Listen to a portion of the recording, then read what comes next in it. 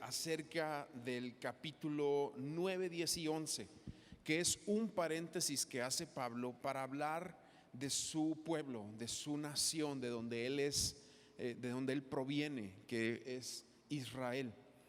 Y este capítulo 11 es el último capítulo donde el 9 habló acerca de cómo el Señor los escogió como pueblo para que por medio de ellos viniera el Mesías y la palabra y promesas y la ley y el sacerdocio y tantas cosas que están incluidas ahí en el Antiguo Testamento.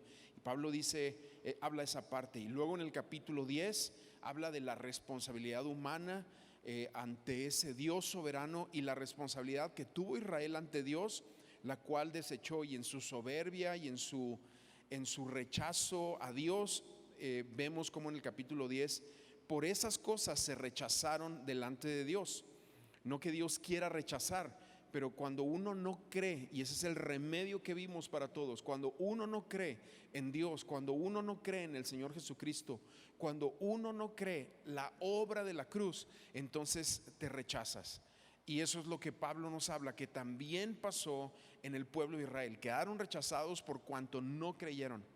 Pero el capítulo 11 es el capítulo de esperanza, porque recuerda que en la figura profética de cómo Dios explica las cosas, y eso lo vemos, eso es un patrón desde el Antiguo Testamento, está la confrontación, pero siempre a toda confrontación Dios pone la esperanza que hay de una restauración. Y eso es también lo que viene aquí en Romanos capítulo 11. Vamos a hablar de esa restauración futura de Israel. Entonces empezamos aquí y es entender algo, ¿verdad? Estos 3 capítulos, el contexto es Israel. Es un poco complicado cuando nosotros queremos aplicar algunos de los versículos de estos capítulos 9, 10 y 11 individualmente. Al aplicarlos individualmente vamos a entrar en muchos choques mentales porque hay dificultad en algunos versículos, pero el contexto es Israel, y algunos de los versículos que vamos a leer ahorita entendemos que sigue siendo el contexto Israel. No habla tanto de individuos o aplicación individual, sino de el pueblo de Israel. Entonces entramos al capítulo 11, donde podríamos ponerle como título: Dios no ha terminado con Israel. De repente hay una doctrina que yo considero que es una doctrina contraria a la palabra de Dios y raya en lo herético, de lo que viene siendo la sustitución, o sea que la iglesia es el Israel de Dios. Nosotros vamos a ver aquí por las palabras de Pablo que eso no es así, y Pablo va a ser bien específico en explicarnos eso. Israel sigue teniendo un plan delante de Dios, ¿sí? Y sigue ocupando un lugar en el corazón de Dios. Pero lo que ha pasado con Israel hasta el día de hoy es un plan de Dios para levantar a los gentiles, o sea que se levante nosotros, aquellos que no provenimos o no somos israelitas, o por lo menos no lo sabemos, ¿verdad? Pero lo hace Dios en esa intención de dar un celo a los judíos, a los israelitas, con un propósito. Entonces empezamos a leer aquí, dice: por lo tanto pregunto, ¿acaso Dios desechó a su pueblo? Y aquí entra Pablo directo: de ninguna manera. Versículo 2 dice: de ninguna manera. Lucas en 3 ocasiones en el libro de los Hechos nos cuenta la conversión de Pablo, ¿sí? Esto no es como una repetición simplemente que Lucas quiere hacer del testimonio de la conversión de este religioso tan afanado, tan recio en cuanto a adoptar su religión.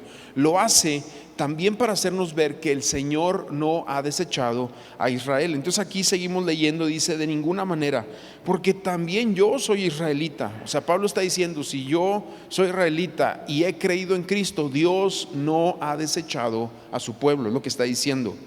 Dice: descendiente de Abraham y de la tribu de Benjamín. ¿Por qué hace Pablo estas especificaciones? Para comprobar que es un israelita que tiene todos los derechos y no ha sido desechado por cuanto se topó con Cristo, ¿sí? Y nos habla eso a nosotros. Dice: versículo 2, voy a leer ahí la siguiente porción. Dice: Dios no desechó a su pueblo, al cual conoció desde un principio. ¿No saben ustedes lo que dice la Escritura acerca de Elías? De cómo invocó a Dios contra Israel cuando dijo: Señor, han dado muerte a tus profetas y han derribado a tus altares. Solo yo he quedado y procuran matarme. Ustedes deben de acordarse de ese pasaje. Está en Primero de Reyes capítulo 19. Es el pasaje cuando empieza Elías huyendo por la amenaza de Jezabel, y va y se mete en el desierto deseando morirse, siendo en ese momento víctima de sus sentimientos, de un burnout, de un cansancio exagerado que estaba atravesando Elías.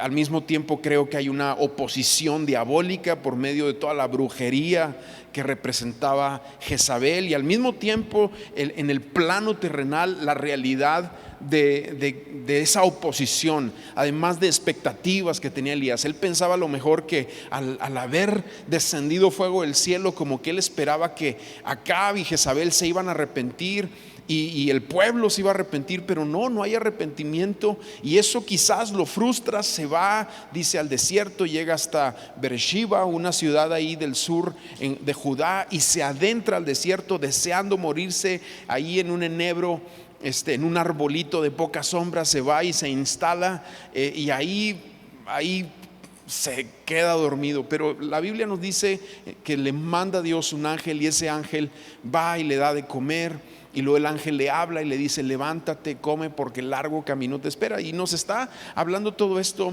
Y hay una escena muy interesante donde Dios le dice, lo lleva entonces de ese lugar a una cueva, y pasa un terremoto, un huracán, un viento muy fuerte, un fuego también hay por ahí. Y Dios no está ahí, sino que Dios le habla a Elías a través de un silbo, el famoso silbo apacible. Y Dios le pregunta a Elías: bueno, Elías, ¿qué onda contigo? Ese soy yo preguntando, ¿verdad? Pero Dios no pregunta así. Pero es más o menos la pregunta que le hace: ¿qué está pasando contigo? Y Elías, según él, de una manera muy celosa, le contesta: han matado a tus profetas, solo yo he quedado. Y en 2 ocasiones contesta lo mismo. Pero ahí es donde viene esa frase que está Pablo tomando para hacernos ver que Dios siempre se guarda remanentes. Ahorita veremos un poco en cuanto a esa palabra. Pero ahí Dios le dice: yo me he reservado, sí, yo haré que queden, dice la versión Reina Valera 60, yo haré que queden, yo me he reservado 7,000 que no han doblado rodillas ante Baal, que no han besado a esos ídolos. Y Dios le está asegurando y le está diciendo también a Elías, y creo yo que en ese pasaje le está diciendo que el secreto de Elías para salir de su depresión y salir de todas estas situaciones internas es ver hacia levantar una nueva generación. Al mismo tiempo, Dios nos introduce a través de ese pasaje esa palabra del remanente. El remanente, que es lo que está usando Pablo aquí para decir que aún en los tiempos de más oscuridad del pueblo de Israel, Dios siempre se guarda un remanente. Dios siempre se guarda un remanente. En los tiempos más oscuros de la iglesia, en el oscurantismo de los años 1000, más o menos del 700 al 1400, casi 1500, donde la iglesia cae en una depresión así terrible, ahí de repente tú te vas a encontrar las lecturas de algunos de los teólogos más profundos que hablaron de las verdades, de los atributos de la doctrina cristiana en medio de la peor oscuridad. Dios siempre se guarda un remanente. Y aquí lo que dice y lo que le está afirmando entonces Pablo a los romanos en cuanto a Israel es que Dios se ha guardado un remanente. Ahora, ese remanente pudiera ser cuando entramos al Apocalipsis y vemos lo difícil que se pone todo y la plenitud de la iglesia, que será una iglesia que se pare a favor de Israel. Dios va a levantar un remanente, y ese remanente es lo que nosotros leemos en el Apocalipsis como los 144,000. Yo le diría los 144,000 evangelistas con el poder de Dios y el testimonio transformador en sus vidas, de que Dios ha tocado sus corazones, se levantarán. ¿Por qué? Porque, bueno, el Señor siempre se guarda esos remanentes para su gloria, y eso es lo que Pablo está aquí afirmando. Entonces, versículo 5 ahora dice: de la misma manera, aún en este tiempo ha quedado un remanente escogido por gracia. Y es lo que Pablo está diciendo. Y aquí al mismo tiempo nos habla de la realidad de lo que significa la palabra gracia. En el siguiente versículo dice: y si es por gracia, ya no es por obras. Hablando del mensaje del evangelio a los romanos, el remanente es escogido por gracia, no por obras. No es por lo que hacemos, no es por nuestro caminar, no es por ser bondadosos, es escogido por gracia. Dios es la manera que hace esto.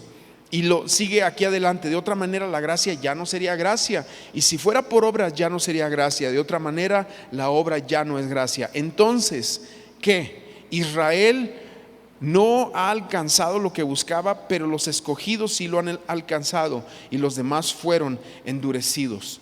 Y entonces ahora Pablo nos empieza a introducir un tema en este versículo 7 que estamos leyendo, donde habla que el Dios ha escogido a un remanente por gracia, pero los que no han recibido esa bendición de Dios, que lo vimos en el capítulo 10, es a través de una responsabilidad humana, porque esa es la parte donde muchas veces para el ser humano es difícil conciliar esa soberanía de Dios que escoge por gracia, pero esa parte del ser humano que responde a la palabra de Dios. Sin embargo, Dios sigue siendo soberano y el hombre sigue siendo responsable. Y esta es esa situación que ha sido detalle de mucha discusión dentro de la iglesia, pero creo que Pablo la concilia muy bien al explicarnos esto. Y el versículo 8, sigue hablando de Israel, dice: como está escrito, Dios les dio un espíritu de estupor. ¿A quiénes? A los que se endurecieron, a los que no recibieron el mensaje del evangelio, a los que se han hecho lentos. La epístola, el libro de los Hebreos habla esto con mayor detalle. Dice que y Hebreos nos pronuncia más o menos unas 5, 6, y a algunos le han sacado hasta 7 advertencias. Es el libro que habla a los que titubean en la fe para que se afirmen en la fe. Pero la primera advertencia es aquellos que se van deslizando poco a poco del camino de Dios, y al deslizarse en actitudes, en hábitos, en palabras, en comunión con la iglesia, en servicio, en todas esas prácticas espirituales que nos mantienen conectados con el Señor, al deslizarnos poco a poco de ellas, vamos viendo cómo en las siguientes advertencias nos vamos haciendo lentos para oír. Ese es el término que usa Hebreos. Y al hacernos lentos para oír la palabra de Dios, no podemos ser transformados, porque hay un grosor en nuestros oídos espirituales, en nuestro corazón, que no nos permite cambiar. Es como gente que se sienta en la iglesia y viene y domingo tras domingo y trae los mismos rollos de siempre y no los brinca, no avanza, no los conquista, porque para poder conquistarlos hay que morir, hay que ir a la cruz, hay que rendirlos totalmente. Pero el estupor del que empieza a hablar aquí la palabra de Dios es cuando nos hemos endurecido tanto que la palabra rebota en nosotros como algo que no tiene efecto. Y al no tener efecto en la palabra, yo quiero nada más decirte algo: este podría ser uno de los peores juicios que alguien podría vivir, que es lo que está diciendo Pablo en cuanto a Israel, aquellos que han rechazado la palabra de Dios, y al rechazarla entraron en ese estupor. Por esa palabra estupor significa como adormecimiento. De hecho, es como la define un pasaje en Isaías 20:10. Pero déjame leer el pasaje completo. El versículo 8 dice: como está escrito, Dios les dio un espíritu de estupor, y así son hasta el día de hoy. Tienen ojos que no ven y oídos que no oyen. Tienen ojos que no ven y oídos que no oyen. Qué triste. Es lo que también nos dice Santiago, que seamos oidores que prestan atención y ponen por obra la palabra, porque convertirnos en oidores olvidadizos, engañándonos a nosotros mismos, es lo peor que podemos hacer. Es el peor juicio que podríamos estar viviendo nosotros como individuos. Ahora, este pasaje que usa Pablo está tomado de Isaías 29:10. Fíjate cómo lo dice este pasaje, Isaías 29:10. Porque el Señor ha derramado sobre ustedes un espíritu que los hace dormir. Ese es el estupor. El estupor es ese aletargamiento espiritual que está viviendo Israel, pero que también pasa mucho en la iglesia. Ese adormecimiento, ese aletargamiento, esa flojera, esa apatía espiritual. Apenas podemos venir, apenas nos sentamos un domingo, apenas escuchamos la palabra de Dios, pero no hay ese fuego, no hay esa acción, no hay ese deseo, no hay ese ímpetu, no hay ese sentir de adoración, esas vidas en el altar que representan a aquellos que han sido tomados por Cristo. ¿Por qué? Porque el estupor hace eso. Aquí sigue diciendo este pasaje de Isaías 29:10: han cerrado los ojos de sus profetas, ha cerrado los ojos de sus profetas y ha echado un velo sobre la cabeza de sus videntes. ¿Y de qué puede estar hablando ahí? Que cuando el profeta o cuando la palabra de Dios sale de la boca de aquellos que la proclaman, los que están adormecidos no la pueden escuchar porque están bloqueados. A veces es por pecados, a veces es porque no queremos dar un paso de compromiso, de fe, como los israelitas a quien Pablo está confrontando no querían eso, estaban en la comodidad de su religión. Entonces esto es algo que tenemos que poner atención. Y luego no nada más toma Pablo Isaías 29:10, sino que ahora nos saca otra porción que nosotros la vemos aquí de los salmos de David. Dice, y David dice que sus banquetes se conviertan en trampa y en red, en tropezadero y en retribución. ¿Qué significa eso? Que no disfruten, porque eso es el juicio del estupor. Eso es, no hay un deleite, no hay un deleite en lo que debería ser un banquete. Vamos a la iglesia, vente, vamos a incluirte a un grupo, y nos convertimos así medios lentones, no sé cómo decirlo, ¿verdad? Sin ofender mucho. Pero Dios nos quiere sacar de ahí. Fíjate, sus banquetes se convirtieron en trampa y en red, en tropezadero y en retribución. Que sus ojos se nublen para que no vean. ¿Qué significa? Que no hay visión, no hay perspectiva, no hay deseo por lo que Dios va a hacer. ¿Qué va a hacer el Señor? Nos tenemos que emocionar por la esperanza, por lo que viene. Tenemos que levantarnos con el deseo, Señor, ¿qué estás haciendo? No hay eso en el estupor, no lo hay. ¿Qué hay? Es esa pesadez, no se quiere trabajar, se sacan excusas, mil cosas. Y por último, este último pasaje de David dice, y sus espaldas se encorven para siempre, para siempre. ¿Qué significa eso? Que todo les cuesta. La espalda lastimada. ¿Alguien ha estado lastimado la espalda aquí? No te puedes ni levantar. Qué cosa tan más espantosa, ¿verdad? No sé si alguno de ustedes alguna vez se quedó así que y te quedaste entrincado y ahí vas. Es una cosa espantosa. Y ese es el juicio que que David, el rey David, como profeta, también está diciendo sobre aquellos que caen en el estupor. No avanzas, no puedes hacer nada, porque el estupor así te tiene. Es como Pablo está diciendo que están aquellos, que está Israel en su momento, en su religiosidad, en su comodidad. Pero claro que esto aplica a la iglesia cuando nosotros no somos atentos a la palabra de Dios, cuando escogemos mal y escogemos otras cosas por encima del deleite que debe representar su presencia, su palabra, su iglesia, el cuerpo de Cristo. Wow, ¿no? Te hablan, dile al de al lado. Sí, debemos de poner atención a esto que Pablo está hablando aquí. Versículo 11, bueno, seguimos adelante. Versículo 11 dice, pregunto entonces, ¿será que los de Israel tropezaron para caer? De ninguna manera. Otra forma de decirlo es, ¿será que Israel tropezó para siempre? ¿O cayó para siempre?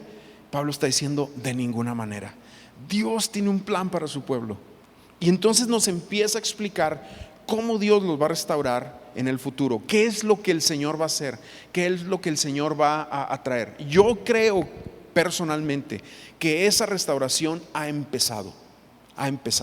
¿Cuándo? Cuando se volvió a restaurar el Estado de Israel. Yo no sé si tú sabías, pero Israel estuvo sin tierra, estuvo como los gitanos, estuvo como los kurdos, estuvo como ellos, claro, con otra lana, ¿verdad?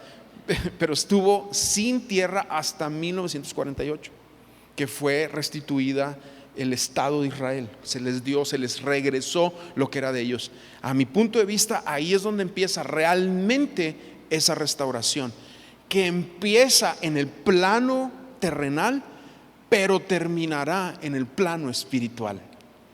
Sí, amén. Y eso es para nosotros como wow, porque la iglesia somos aquellos que se paran al lado de aquellos que son israelitas y se levantarán para proclamar a Cristo. Pero bueno, sigo leyendo. Más bien, su transgresión redundó en la salvación de los no judíos. O sea, su pecado. Transgresión significa que cruzaron el límite. Transgresión significa que fueron por encima de lo que Dios había establecido. Eso es transgredir. Su transgresión, o sea, el haber cruzado el límite que Dios les había puesto para estar con Él, pero no habiendo obedeciendo y yendo por encima de eso, resultó en que Dios dijera, ok, no quieren ellos, entonces los gentiles. De hecho es como empieza Juan, el Evangelio de Juan. Dice, a los suyos vino, mas los suyos no le recibieron. Y a todos los que le recibieron, a los que creen en su nombre, les dio potestad de ser hechos hijos de Dios. Gloria a Dios por eso, porque ahí entramos todos nosotros, ¿verdad? Y luego seguimos leyendo aquí, dice, más bien su transgresión redundó en la salvación de los no judíos, para que los israelitas se pongan celosos. Ahora, creo que cuando Pablo está hablando de esto, está hablando del propósito de la caída de Israel o del rechazo de Israel para levantar a celos. Ahora, tú puedes hablar con un israelita, con un judío, te lo encontrarás en algún país, en Nueva York, en donde está así, y a ellos no les importa esto. Pero Pablo está hablando en términos espirituales. Lo que Pablo está diciendo es una voz profética, ¿sí? Donde nosotros no logramos ver, pero llegará un momento donde los judíos empezarán a ver a la iglesia y su amor por Israel, y eso va a provocar, como se sabe que hoy en día empieza a provocar en ellos esa, ¿por qué aman tanto? ¿Por qué oran por nosotros? Es como cuando tú estás compartiendo con alguien y la persona está desinteresada en el evangelio, pero tú eres insistente y ven que en ti hay un clamor, y de repente resulta que tienes la oportunidad de expresar tu corazón por amor a que se convierta, y la persona te puede preguntar, pero ¿por qué oras tanto por mí? Y ahí es donde ese es el celo que Dios va a levantar, ese es el celo al que Pablo está hablando. Y aquí seguimos leyendo, dice, para que se pongan celosos, pues si su transgresión ha enriquecido al mundo, o sea, por su pecado nosotros somos salvos. Y aquí es entender algo importante también en lo que estamos leyendo. No es que Dios los haya hecho pecar o Dios sea autor del pecado. Eso nos dice claramente la palabra que no es así. Salmo 5, versículo 4 dice, no eres un Dios que se complazca en la maldad, los maldados no pueden habitar contigo, porque sabemos, también lo dice Habacuc capítulo 1 versículo 13, también lo dice Santiago capítulo 1 versículo 13, dice, Dios no puede ser tentado ni Él tienta a nadie, porque Dios, su naturaleza es santidad.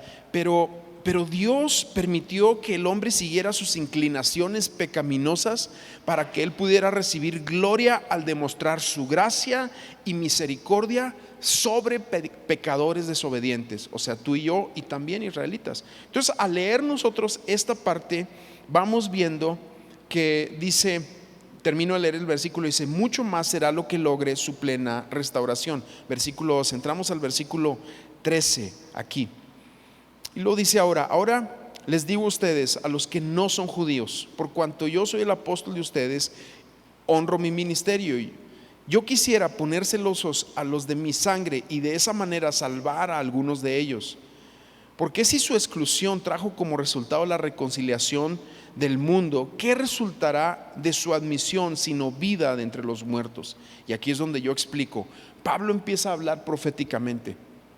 Porque si lo que nosotros hemos visto de la iglesia hoy en día es algo asombroso, cuando Israel se ha despertado, el estupor se ha quitado de ellos y reconozcan a Jesús como el Mesías, como el ungido, como el Hijo de Dios.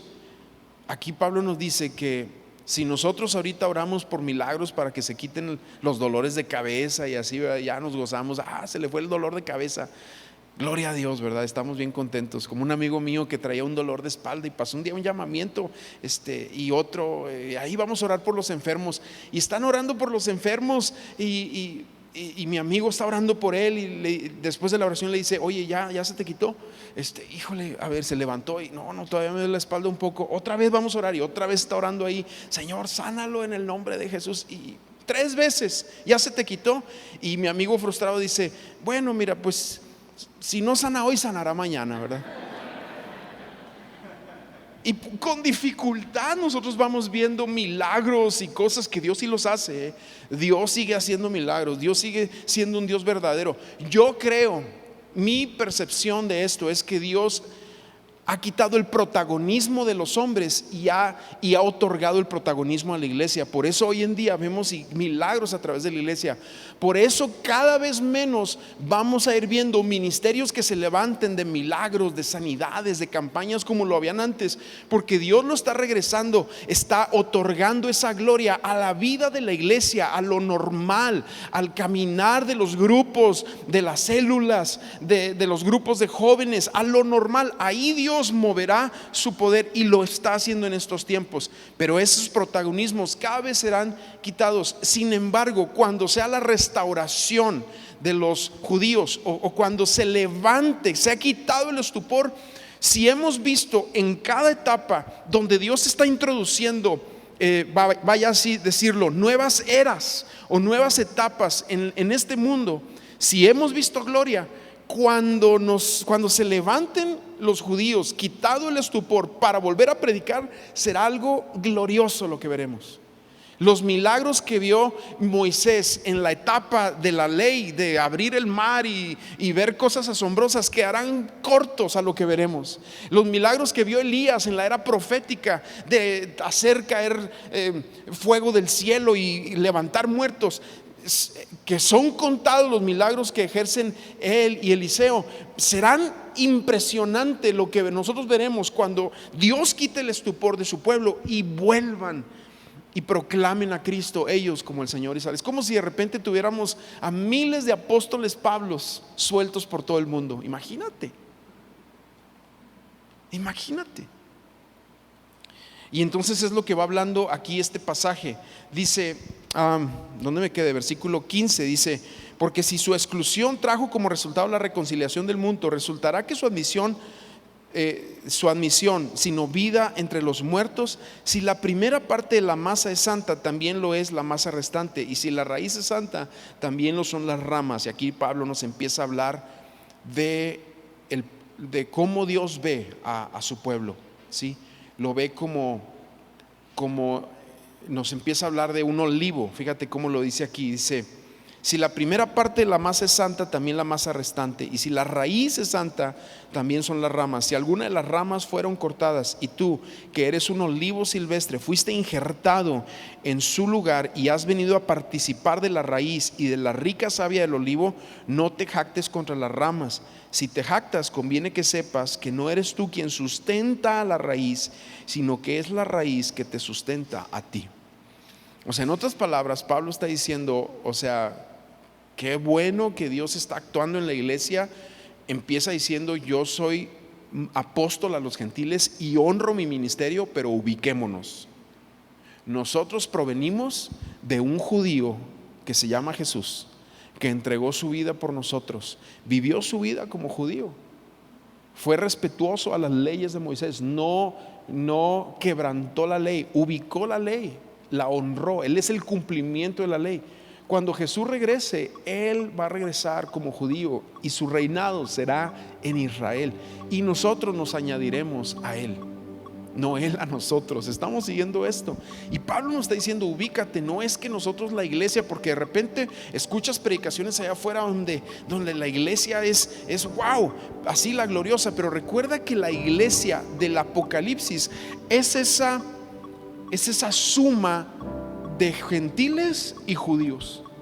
Esa es la iglesia. La iglesia como nosotros somos ahorita es incompleta hasta que Dios quite el estupor de una manera milagrosa de Israel, y entonces de los dos pueblos que Dios ya ha hecho uno, lo hará físicamente, materialmente lo veremos. Y eso es lo que Pablo nos está hablando en estas secciones que estamos leyendo aquí. Sigo leyendo, dice versículo 20, de acuerdo, pero ellas fueron cortadas por su incredulidad y tú te mantienes firme por la fe. Por lo tanto, no seas soberbio, sino temeroso, pues si Dios no perdonó a las ramas naturales, tampoco a ti te perdonará. Por tanto, toma en cuenta la bondad y la severidad de Dios. Severidad para con los que cayeron, pero bondad para contigo, si permaneces en la bondad, pues de otra manera tú también serás cortado. Y aún ellos pudieron ser injertados. Y bueno, Pablo sigue hablando aquí de esto. Nosotros provenimos de ese olivo, ¿sí? O sea, la Biblia que estamos leyendo, en su mayoría, en su 95%, fue escrita por judíos. De ellos proviene todo lo que nosotros estamos leyendo. Y eso nos ubica a nosotros, de que nosotros somos esa rama injertada de un olivo silvestre, injertados en el olivo, ¿sí? En el pueblo de Dios para sus propósitos. Versículo 25, empezamos a leer ahí. Hermanos, no quiero que ignoren este misterio, para que no se vuelvan arrogantes. Parte de Israel se ha endurecido, y esto será así hasta que se haya incorporado la totalidad de los no judíos. Y este es otro de esos porciones en la Biblia, también lo menciona en Apocalipsis, donde Dios sí sabe y tiene la cuenta de cuántos no judíos se tienen que convertir, verdaderamente convertir, para que Dios diga, ok, se acabó ese tiempo y ahora voy a despertar a Israel, que ha estado dormido, que ha estado en este estupor espiritual. Sigo leyendo aquí, dice: y después de eso todo Israel será salvo, como está escrito, el libertador vendrá de Sión y apartará de Jacob la impiedad. Y muchos han preguntado, ¿y será todos los israelitas de todos los tiempos? Yo personalmente creo que es los que estén en ese tiempo. Al Pablo decir todo Israel será salvo, no podríamos asegurar que está hablando de cada individuo, sino está hablando de un avivamiento masivo en Israel, ¿sí? Como cuando Pablo dice, he llenado todo del evangelio. ¿Significa que el evangelio llegó a cada persona? No lo sabemos, pero sí hubo un avivamiento a tal grado que para todos estuvo el mensaje del evangelio. Bueno, algo así. Dice, así que en cuanto al evangelio son enemigos por causa de ustedes, pero en cuanto a la elección son amados por causa de sus antepasados. Versículo 29, porque los dones y el llamamiento de Dios son irrevocables. Este es otro de esos versículos que de repente son mal entendidos o mal interpretados. Aquí lo que estamos viendo es que seguimos hablando en el capítulo 11 de Israel. El capítulo 11 nos está diciendo que el llamamiento y el don de que Dios es soberano, porque realmente está hablando del carácter de Dios. Él es un Dios que cuando llama no será irrevocable, ¿sí?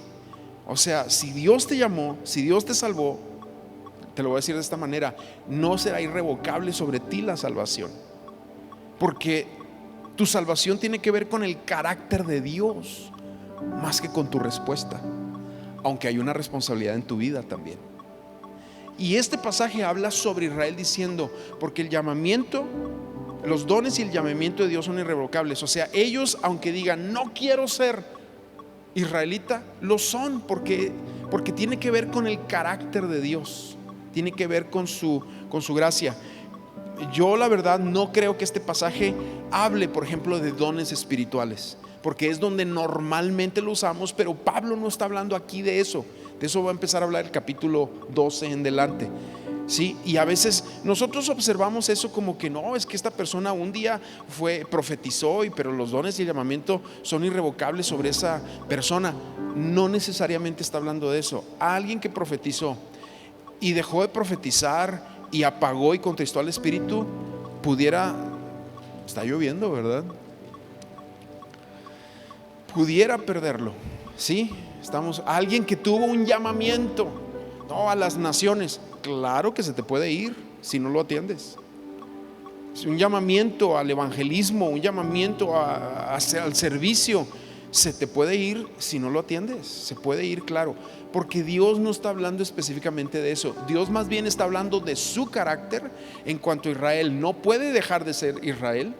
Y está hablando en cuanto a su carácter, en todo caso, sobre la iglesia, para que sobre quien Dios ha escogido por gracia, nadie puede quebrar eso de ninguna manera. ¿Me van siguiendo? Entonces hay que meditar, este es un misterio, pero hay que meditarlo en ese sentido. Versículo 30 y vamos terminando. Dice: así como en otro tiempo ustedes eran desobedientes a Dios, pero ahora han alcanzado misericordia por la desobediencia de ellos, así también estos han sido desobedientes ahora, para que por la misericordia concedida a ustedes también ellos alcancen misericordia. Pues Dios sujetó a todos a desobediencia para tener misericordia de todos. Y otra vez, en este pasaje lo que estamos hablando no es que Dios, al decir sujetó todos a desobediencia, no es que Dios los haga pecar, sino que manifestó su bondad, manifestó su grandeza, su gloria, a pesar de la pecaminosidad del hombre, Él otorgar salvación de una manera ricamente, ¿verdad? Dice el capítulo 10, Dios es rico en misericordia. Y esto es lo que vamos viendo aquí. Y este versículo que acabamos de leer, lo voy a repetir, dice: porque Dios sujetó a todos a desobediencia para tener misericordia de todos. Y entendemos que todos aquí es todos los que creen. Sí, no es todos parejo, es todos los que creen.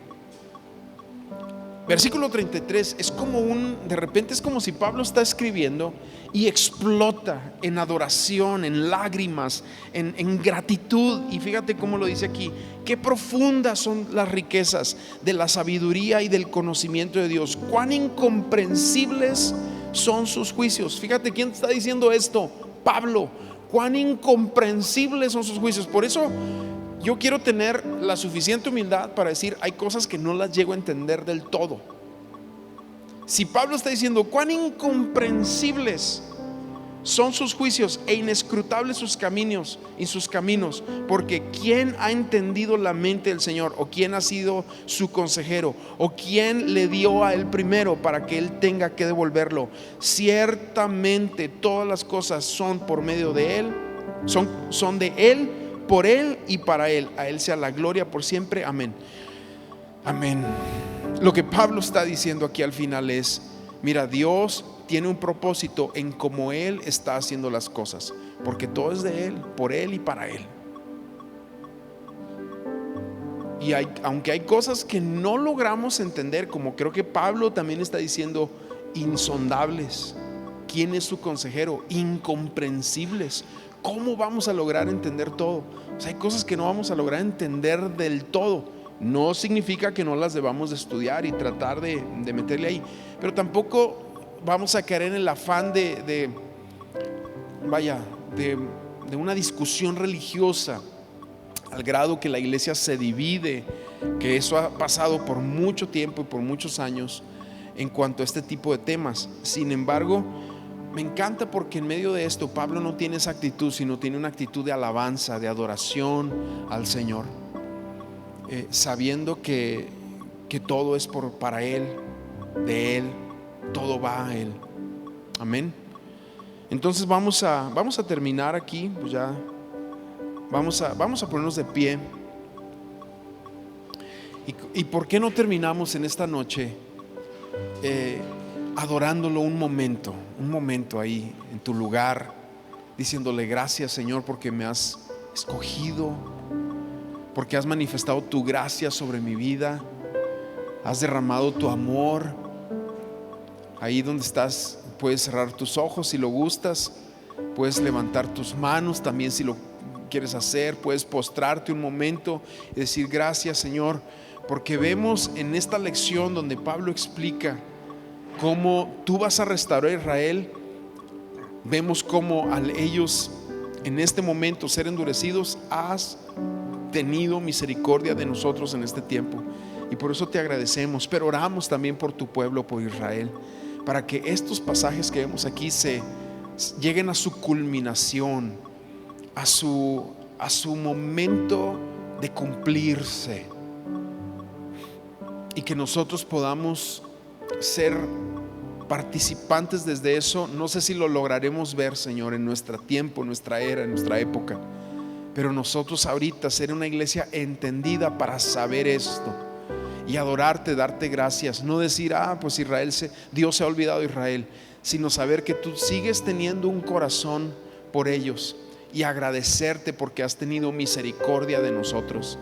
Como lo dice Pablo ahí, que no nos llenemos de soberbia, de orgullo, pensando que han sido desechados, sino que temamos sabiendo y tengamos gratitud, sabiendo que en eso que está pasando y ha pasado, tú tienes misericordia de nosotros. Y por eso te agradezco, Señor.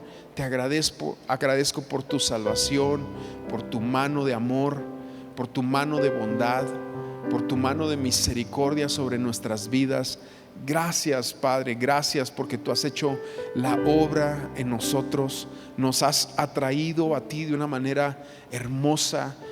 Nada podíamos haber hecho nosotros para atraerte a nuestras vidas. Sin embargo, tú te acercaste por amor, viéndonos como vio Oseas a Gomer en el mercado, sucia, triste, desolada, y la fue y la agarró y la tomó por esposa de nuevo. Así tú nos tomaste a nosotros, y por eso te estamos agradecidos, Señor, y queremos, como Pablo termina aquí este pasaje, adorarte, exaltarte, decirte gracias. Tuya es la gloria, todo es por ti, para ti, todo es tuyo, Señor. Gracias, gracias por la obra que has hecho en nuestras vidas, y que no se nos olvide, Señor. Yo quiero orar algo más ahorita. Ahorita estuvimos hablando de un tema, el tema del estupor, y hablábamos esa parte tan fuerte de que a veces hemos permitido en nuestras vidas esa dureza, esa lentitud para oír, para actuar. A lo mejor al estar yo compartiendo esta enseñanza, Dios lo ha revelado eso sobre tu vida, yo no lo sé. Pero si lo ha hecho, ahí donde estás, dile: Señor, quita ese estupor de mi vida, circuncida mis oídos, mi corazón, para que esa carnosidad, ese exceso de carne que no me permite oír, actuar, sea quitado, y yo vuelva, Señor, a ese primer amor, a conectarme contigo, a caminar en ti. Padre, en el nombre de Jesús, quita la lentitud, lo encorvado de mi espalda, la nube que está sobre mis ojos, la falta de deleite en mi vida, como David lo proclama sobre aquellos que tienen estupor. Quítalo de mi vida y vuélveme, Señor, el gozo de tu salvación. Vuélveme. Ahí empieza a decirlo en tu lugar donde estás: Señor, ayúdame, arranca de mí toda flojera, toda apatía, toda indiferencia espiritual, y ponme delante de ti, Señor, en fuego, como cantábamos ahorita, como aquellos jóvenes en el horno, Señor, que el fuego de este mundo calentado 7 veces más no pudo hacerles daño, porque el fuego de Dios estaba en su corazón. Tú eres fuego consumidor, y cuando tu fuego está en nuestro corazón, no hay nada que pueda quemar lo que somos. Venimos delante de ti, Señor, pidiendo que tú quites, que tú remuevas la pesadez, las piedras, los obstáculos en nuestra vida, en nuestro caminar espiritual, en la práctica de los dones, del llamamiento, de los talentos que tú nos has entregado sobre nosotros. Padre, en el nombre de Jesús, remueve, Señor, a veces el estupor puede ser por obstáculos que otros pusieron en tu vida, por lugares donde te hablaron con juicio, hablaron y hubieron heridas. Pero Padre, en el nombre de Jesús, cualquiera que sea la razón, remuévela, y que nos conectemos contigo y te adoremos y te rindamos nuestras vidas en honor, en adoración, en el nombre de Jesús. Empieza esta obra en nosotros, en cada uno, Señor, en el nombre de Jesús. Amén. Amén.